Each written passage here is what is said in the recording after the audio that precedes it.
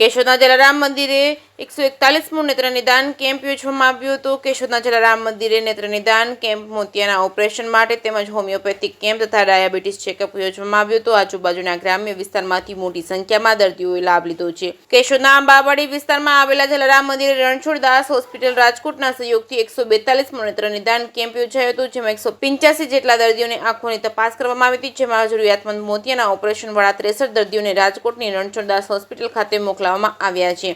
આ ઉપરાંત મોવાણા સરકારી હોસ્પિટલના ડોક્ટર નિકિતા પટેલ દ્વારા 85 દર્દીઓને હોમિયોપેથિક દવા નિઃશુલ્ક આપવામાં આવી હતી।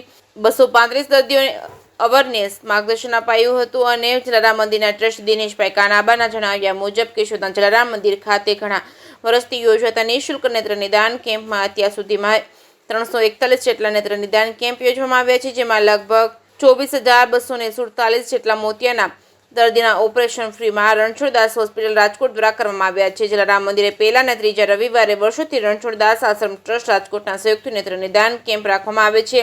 આ યોજેલા કેમ્પની શરૂઆત ભોજનના દાતા કેશુભાઈ ઠાકર, યોગેશભાઈ ઠાકર, જલારામ મંદિરના ટ્રસ્ટી દિનેશભાઈ કાનાબા, રમેશભાઈ તેમજ ડોક્ટર સ્નેહલ તન્ના, દક્ષાબેન મહેતા, પારિતોષ પટેલ તેમજ હેમંત ઘેરાવરા તેમજ ભૂપેન્દ્ર જોશી, મોહનભાઈ ઘોડાસરા, વિરમભાઈ વગેરે મહેમાનો દ્વારા દીપ પ્રાગટ્ય કરી કેમ્પને ખુલ્લો મૂકવામાં આવ્યો હતો। આ નેત્ર નિદાન કેમ્પમાં 185 જેટલા દર્દીઓને ડોક્ટર પારિતોષ પટેલ તેમજ શ્વેતા પટેલ દ્વારા તપાસી 63 દર્દીઓને બસ દ્વારા ઓપરેશન માટે રાજકોટની રણછોડદાસ હોસ્પિટલ ખાતે મોકલવામાં આવ્યા છે। જે કેસની ગુજરાતી સાથે રાજુ પંડ્યા, કેશોદ।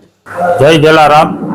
આજરોજ તારીખ 15/6/2025 ને રવિવારના દિવસે જલારામ મંદિર ખાતે નેત્ર નિદાન કેમ્પનું આયોજન કરવામાં આવેલું, જે રણછોડરાયજી સેવા ટ્રસ્ટ રાજકોટ તેમજ જલારામ મંદિર અને જલારામ માનવ સેવા સમિતિના સહકારથી આ નેત્ર નિદાન કેમ્પ કરવામાં આવે છે, જેમાં આજે આ જે કેમ્પ હતો એ 341મો કેમ્પ હતો અને તેમાં 150થી વધારે દર્દીઓએ આંખનું નિદાન કરાવ્યું અને એમાં 63થી વધારે દર્દીઓને રાજકોટ નેત્ર નિદાન એટલે કે મોતિયાના ઓપરેશન માટે મોકલવામાં આવ્યા છે।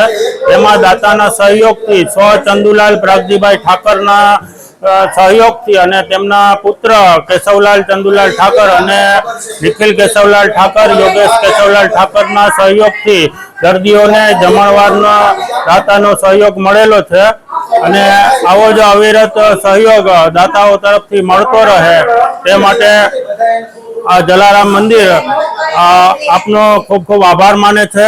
જય જલારામ।